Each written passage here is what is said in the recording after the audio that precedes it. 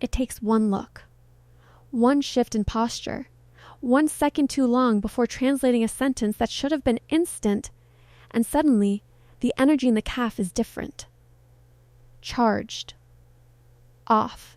That's the exact moment Laura realizes something here doesn't fit, but can't quite say why. Yet, because when Birkan introduced her to his boys at that shisha calf, this was supposed to be a peek into his world, not a public intervention with the vibe of a silent warning. The minute she sat down, you could feel it. His friend's eyes weren't just curious. They were scanning her. Like, how much does she know? And what they said, Birkan refused to say out loud. Welcome to Sister Wives Daily. I'm Sarah. If you're into reality TV chaos, emotional slow-motion car crashes, and watching people ignore every survival instinct they have, you're in the right place. Subscribe now, drop your reactions in the comments, and tell me this. If you were Laura, and you sensed your boyfriend's friends were trying to warn you about him, would you dig deeper, or trust him when he says it's nothing? Now let's break down what really happened in that calf. Because this wasn't about hookah or hospitality. This was about exposure. And Birkan, he was not ready to be seen. The second they sit down, Birkan's friends start talking directly to him, not Laura. She's watching their faces. There's discomfort, concern, but also weird familiarity, like this group has had this talk before. One of them leans in, speaks with intensity in Turkish, pauses, waits for Birkan to relay the message to Laura, and he doesn't. Instead, he smiles awkwardly, looks anywhere but her eyes, and says, "They're just saying hi." Nope. No, sir. That was not a hi. That was the kind of sentence that lands heavy. You don't nod slowly, fold your arms, and exhale through your nose when you're welcoming someone. Laura feels it. Her gut knows. But here she is, sitting between a language barrier and a boyfriend who won't bridge the gap. Birkan's refusal to translate wasn't silence. It was omission. A spoken decision not to let her in. That's exactly where control thrives, in what gets withheld. The vibe gets weirder. One friend glances at Laura, then back at Birkan, clearly pushing for him to tell her something. Still, he dodges, smooths it over with a joke.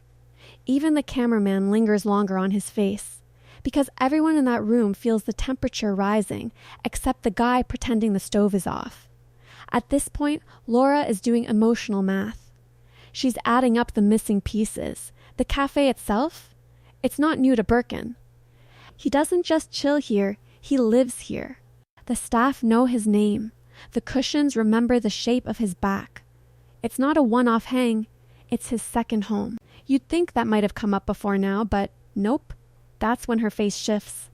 Not angry, not betrayed, not even scared. Just blank. It's that split-second delay where the heart wants to deny what the eyes already confirmed. Because here's the quiet truth no one talks about. Often, the first betrayal in a relationship doesn't come from them. It comes from you, when your gut screams and you ignore it anyway. So how did we get here? Let's rewind. Laura came into this relationship looking for tenderness. She was craving consistency, affection, maybe even romance that wasn't tied to calculation. She thought Birkan could deliver that Turkish fantasy, the fiery passion, the loyalty, the devotion that doesn't exist in half-hearted texting or cold detachment. She took a risk, left her comfort zone. And for a minute, it seemed like the risk paid off. He said the right things. He played the sensitive guy card. The cultural differences were romantic at first, not rigid. The age gap? Easy to ignore with FaceTime filters and sweet nothings whispered across weak Wi-Fi. But slowly, cracks began forming. First with the visit, where Birkan's attention started spreading thin. Then, his phone always face down. The vague answers about work. No real plan. And now, we're in a cafe where everyone seems to know him too well, and everyone's lips are sealed, except for hers, whispering only to herself, "Why doesn't this feel right?" And here's your retention booster. Because this is where it gets worse. Birkan's friends weren't trying to embarrass him. They were trying to warn her. So what were they saying? What was he so afraid of translating? Keep watching, because this isn't just hidden words, it's an entire life Laura didn't sign up for. And next, we're going to decode every red flag hiding behind that shisha smoke.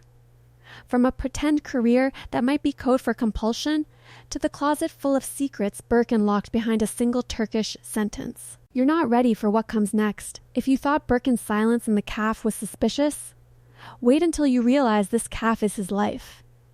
Because this wasn't some casual spot he strolled into with Laura for the first time. He didn't walk in, he belonged there. Birkan wasn't visiting, he was clocking in. The man greeted staff like coworkers. Men at nearby tables fist bumped him like he was a regular. People knew his order, his seat, even the playlist he liked. If that isn't a routine, what is? For a second, Laura looked impressed. That false sense of he's well known, he's social, he has a community. But then it sank in. He's here every day, every single day, spending hours chatting, vaping, laughing, lounging, not working, not planning, not building, coasting. Within minutes, the vibe flipped from charming to concerning. What kind of grown man trades a 9-to-5 for a hookah pipe?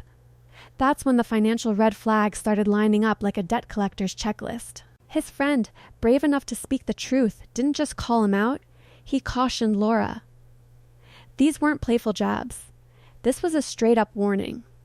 He told Birkan in front of everyone to come clean. About the gambling, about the debt, about the fake job he's been allegedly describing as a hustle. And Birkan still wouldn't translate. Instead of taking accountability, he diverted. Instead of telling the truth, he trapped it in a language Laura couldn't speak. You know what that's called? Control. Not over her emotions, over her access to facts. And that's dangerous. We're not talking about a casual poker night. This is alleged compulsive gambling, the kind that hits $50,000 in debt and still gets dressed up as a lifestyle choice. Birkan's version of employment sounds like, I place bets and hope they hit. But hope isn't income. Yet he proudly tries to sell it like this is how he makes his money. Let's ask a real question. Where is the money actually going? Is any money coming in at all? When someone claims they're managing it, but none of the balance sheets add up, you have to follow the behavior, not the promises. And the behavior says, shisha caf during the day, online bets during the night, and zero explanation in between. While Laura's back home worrying about their future, Birkan's floating in toxic comfort, cigarettes, screens, bets, buddies, and bills he's allegedly ignoring. Let's pause here and consider this. If he told her the truth, what would change? What's he really afraid of? Judgment or consequences? Because here's the thing, you don't hide behavior like that unless it's a pattern. One smoke-filled caf isn't the problem. It's the symptom. If you're around the same people, in the same place, doing the same seductive nothing all day, and meanwhile telling your long-distance girlfriend you're building something meaningful, how long before she realizes she's dating air? Birkan's friends, and this part matters, weren't aggressive, weren't rude, and didn't laugh at Laura. They looked sad, tired, like they'd seen him do this before. That made it worse, because if people who've known you for years are gently warning your new partner, they've probably watched other relationships crumble under the same behavior. This wasn't an ambush, it was a pattern recognition moment. And instead of owning up to anything, what does Birkan do? He shuts it all down. Switches back to Laura, says don't listen to them, tosses in a giggle for good measure, then stares at her like everything's fine. But his friends are clearly frustrated. One of them leans forward again, talking more urgently. Laura looks to Birkan. Again, nothing, just another dodge translation. More silencing. That's not awkward anymore. That's calculated. Why? Because if Laura knew what was being said, she'd lose all plausible deniability. She wouldn't be able to unhear it. And for someone like Birkan, the number one priority isn't honesty. It's preserving illusion. Here's your next retention booster. What if this isn't the first time Birkan's played this exact game? Same calf, same script, different girlfriend. Why else would his boys look so sadly familiar with the whole dance? Keep watching, we're just getting started. All of this raises a disturbing question. If Birkan's friends are trying to help Laura, what does he do next to stop them? And how far will he go to protect the lie he's living? Because one thing's clear by now, this isn't about their support. It's about his control. Up next, the twist that shifts the entire energy of the episode, from frustrating to genuinely alarming. What happens when Birkan's words run out, and you have to decide based on his silences? Stay close. We're about to get real quiet, and that's where the truth gets loud. There's a particular kind of silence that doesn't just fill a room, it isolates you. It wraps around your ribs, squeezes your lungs, and makes even your thoughts feel out of place. That's the silence Laura's sitting in now. At the caf table, the sounds blur. Clinks of tea glasses, soft music buzzing through cheap speakers. Friends murmuring across the room. But Birkan's silence, it becomes the loudest thing. Because she knows they said something. Said enough to shift the air. And now he won't tell her what it was. She's asking calmly, not accusing, just asking, what did they say? He smiles, rubs his chin, gives her nothing, looks like it's no big deal. Says something vague, something harmless. But the eyes don't match the tone. They avoid too much contact. They dart, reset, hold tension in the jaw. The smile, it doesn't carry warmth. It carries warning. And that's when Laura stops hearing words and starts watching the pauses between them. Birkan isn't lying with language. He's lying with behavior. It's not what he's saying. It's what he's leaving out. That's scarier. Because yelling is at least honest. When someone raises their voice, they're showing you who they are. But Birkan stays calm, controlled, practiced. He turns his silence into a shield, and suddenly, Laura's the one who feels off balance, like she's being too sensitive, too suspicious, too foreign. The longer he avoids the question, the more obvious it becomes. He's not going to budge. This isn't someone who forgot to translate. This is someone who refuses to. Which leaves Laura suspended in confusion, between two languages, two cultures, two realities. She's watching people speak about her, to her, around her, and only getting slices of it. If communication is a bridge, hers just got burned. And Birkan is holding the match. This isn't miscommunication. This is isolation by design. What makes it worse is how softly he pulls it off. No confrontation, no big fight, just soft dismissals, tight nods, laugh it off, they're joking type energy. But her gut, it's not laughing, it's screaming. Our brains don't like what doesn't match. We crave harmony, clarity, confirmation. That's why emotional manipulation works. Because when someone says everything's fine while their energy says don't look closer, we want to believe the words. That's safer. But that disbelief Laura feels, that's the gap where reality starts flooding in. Birkan leans back like he's relaxed. Laura watches his hands. They're clasped too tightly for that to be real. When he looks at her, he doesn't hold eye contact long. When she looks at him, he presses a smile without teeth. It's too clean, too cold, too rehearsed. And that's the part Birkan seems to signpost without saying it. Don't push. But how powerful do you have to feel to deny someone answers in front of witnesses? To look them in the face, in public, and say you don't get to know? That's not casual behavior. That's control masked as calm. And here's your retention line. What if Birkan isn't just hiding secrets? What if this is the test? One silent trap to see how far Laura will bend before she finally breaks. Keep watching. It only gets more twisted. It's chilling when you see someone choose silence over transparency, especially someone claiming to build a life with you. Because this moment should have bonded them. a delicate, awkward introduction to friends, an opportunity to learn, to laugh, to grow. Instead, it's where the walls rose up, higher than ever. Laura didn't meet people that day. She met her own doubt. And that's the cruelest part of manipulation. It doesn't yell. It makes you yell. It stays composed, so when you start spiraling from confusion, you look like the unstable one. You question your memory, your gut, your tone, your presence. Laura's not yelling, though. She's still watching, trying to read between each breath, each phrase, each shoulder shrug, wondering if this is the first time he's withheld the truth, or simply the first time the gap was this wide. And suddenly, everything starts to replay in her mind. The way he called gambling a career. The way he skipped over past details. The way his stories never really tracked past surface level. His home life. His money.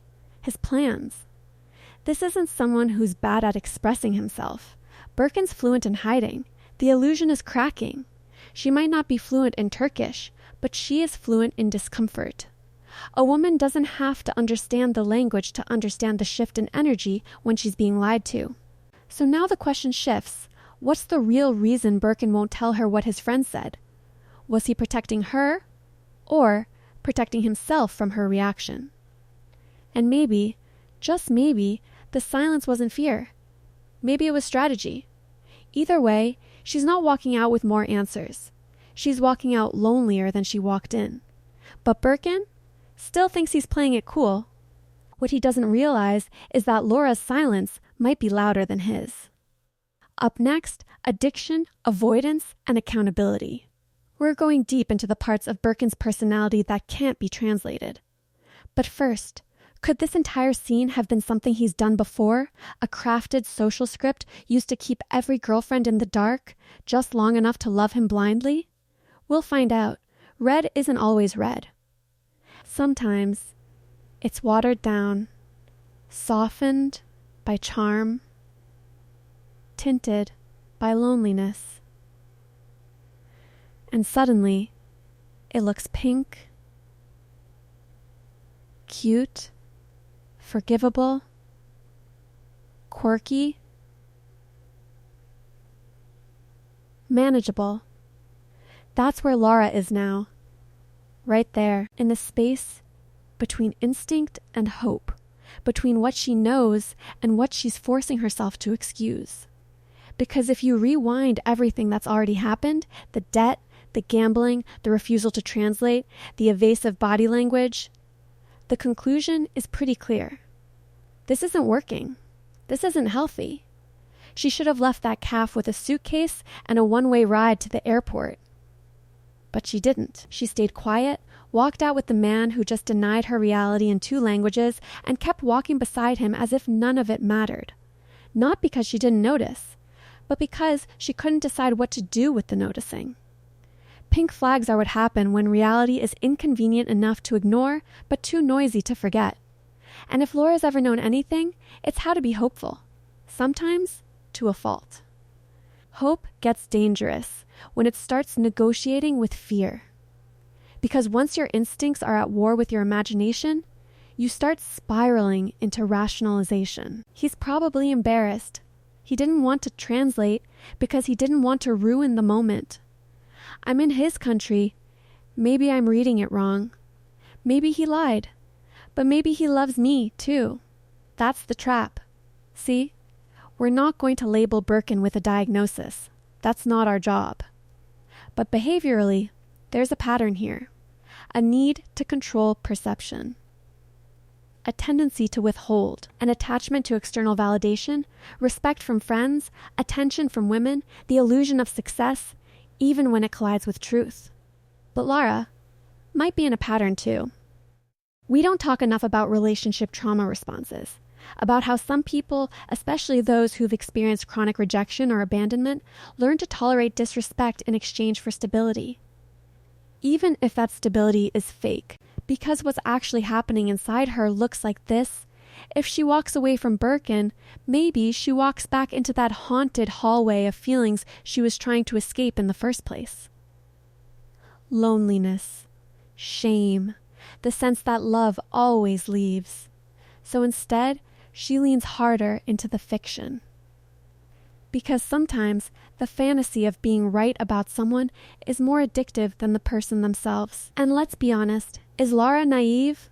Or is she already exhausted? Because it's easy to call someone foolish when you're not the one feeling what they feel at 2 a.m., staring at a phone screen, waiting for his messages. It's easy to scream at the TV and say, just leave.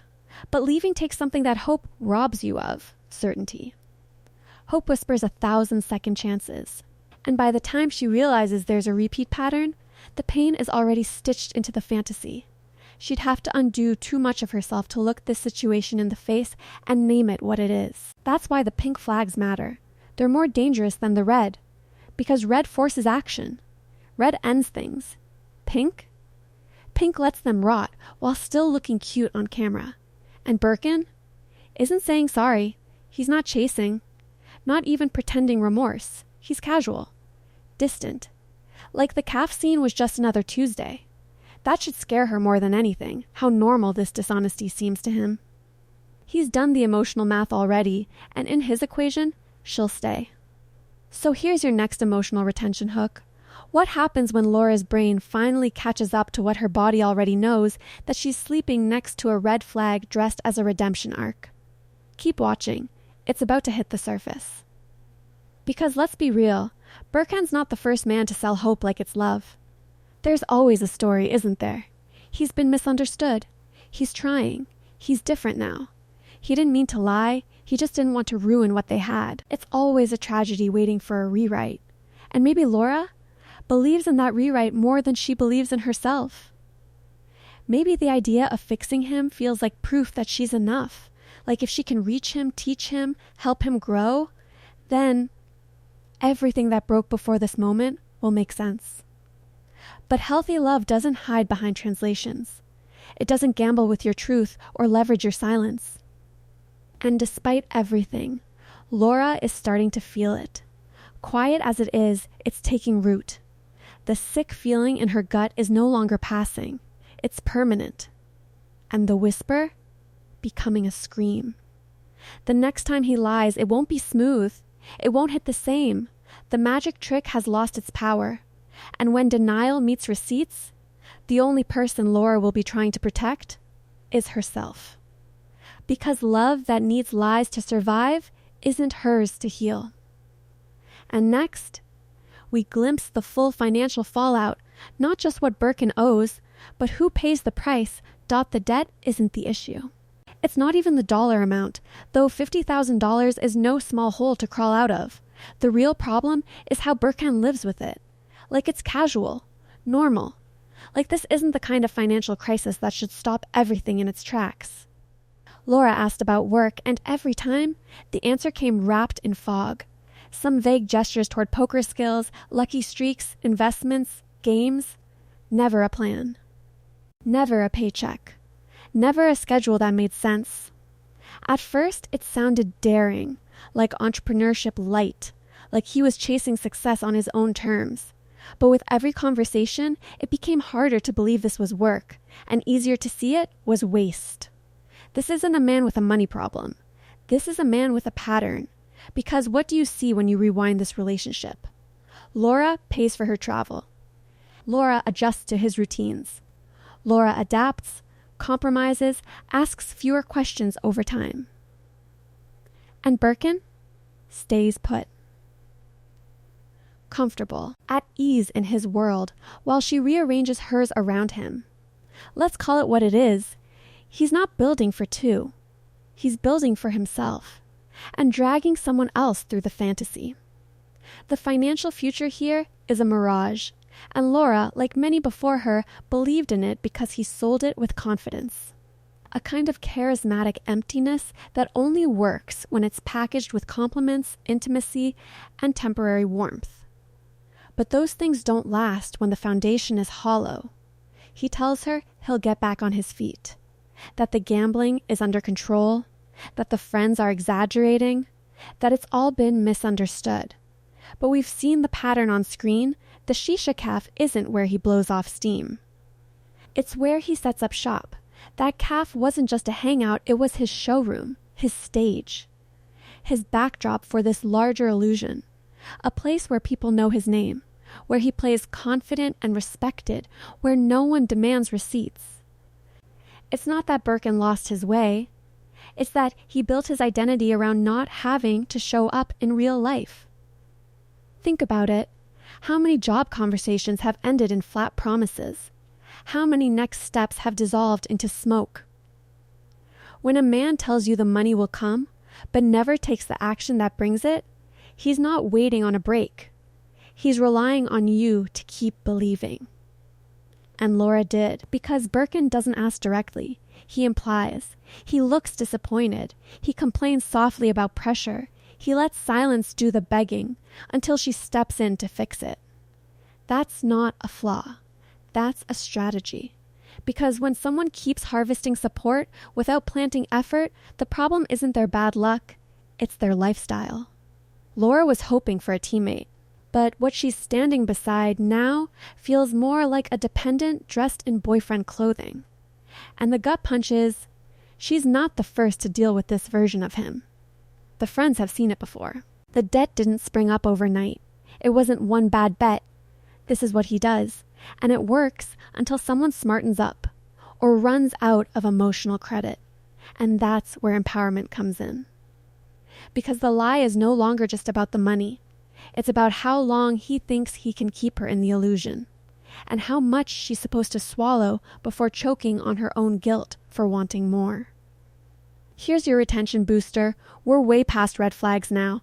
At this point, Laura isn't falling. She's being dragged. So what happens when she finally pulls back and Birkan sees she's not playing the role anymore? Stick around. We're closing in. Now, Laura's starting to do the math. Not just the numbers on paper, but the emotional toll. Everything he's cost her. Time, clarity, security, truth. What she gave up so he could remain comfortable. And the bigger lie isn't about shisha or money or even gambling. It's the idea that they ever wanted the same life. She's thinking commitment, partnership, long-term security, and he's thinking short-term highs. Fast thrills, easy breaks, silent buy-ins. The vision isn't just incompatible, it's opposite. So now we ask the question, could this even be fixed? If Birkan suddenly cleaned up, owned everything, promised change, would that even be enough? Or has the damage gone too deep, too wide, too quiet? One thing's for sure, Laura's not unseeing what's now obvious. Next up, the moment of truth. Will she walk? Or will she rewrite the story again to make him the misunderstood hero one more time? You need to hear what happens. Because the final scene isn't about him. It's about her back on that calf bench. Laura didn't say much. But she didn't need to. Her face, soft, tired, held together by thin lines of hope and hesitation, said more than any confession ever could. Her eyes flicked across Birkan's as he fake smiled through another half answer. She looked away as he laughed at the table, pretending the awkward tension wasn't stretching every second out like plastic wrap around a wound. She didn't cry. She didn't yell. She just sat there. In the kind of silence that comes when realization has outrun your denial, but hasn't yet knocked the door all the way open. That was the moment. Right there. That was the fork. Because every relationship has pivot points. Not loud crashes, not final straw arguments, but quiet knowing.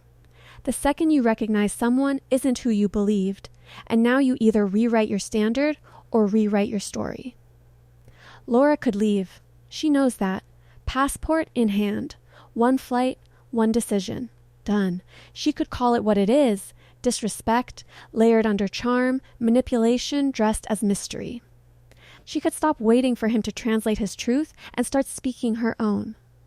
But maybe that's not the fear. Maybe it's not, what if he never changes? Maybe it's, what if there's no one else? Because sometimes the scariest thing isn't being lied to. It's being alone. And Birkan knows that. You can see it in how he handles her with silence. Not fear, not apology, not even urgency. just the calm assurance that she'll stay. Not because he deserves it, because he expects it. And that's the twist. She's always had the exit. He just bet she wouldn't take it. So here's your final emotional anchor. When someone lies about who they are, but you keep showing up hoping they'll become who you imagined, that's not a relationship anymore. That's a fantasy. And fantasies built on lies don't need truth. They need someone willing to ignore it. If she stays, the pattern continues. More omissions, more money gone. Future promises that blur into radio silence. The caf stays open. The lies get smoother. The emotional debt piles up on top of the financial. But if she walks now, she walks into freedom laced with mourning. Because even when the relationship was built on falsehoods, the dream of it was real. To her. She'll lose the vision, the version of him she hoped to shape. The comfort of believing this all meant something. But she'll gain herself back. And that's the heartbreak no one warns you about. Sometimes choosing yourself feels awful. Cold. Final. But it's the only move forward. Love doesn't heal people who don't want to change. And it definitely doesn't save liars who need enablers. So Laura's left with a single cruel choice. The truth she already knows, or the lie she's conditioned herself to believe one more time. And that look on the bench, that quiet held breath beneath her ribcage, that's the sound of someone deciding whether to lose a partner or lose herself. What she does next, well, that's a whole different storm. Now, if you think this was haunting, wait until you see what happened with Chantel and Pedro last season, because that breakup came with bank accounts, betrayals, and a secret that flipped the entire script. Trust me, you won't want to miss it. And if you thought this was messy, wait till you see what happened when Misha found out Nicola had been hiding an entire past and a few habits that don't align with the ultra-religious image he's been selling. That story's not just about deception, it's about identity, broken trust, and what happens when the truth finally slips through the cracks. So if you're ready for another slow burn disaster wrapped in Bible verses and backpedaling, you need to see that one next. Because Laura's silence? Nicola turns it into scripture. And the fallout? It's divine drama at its peak.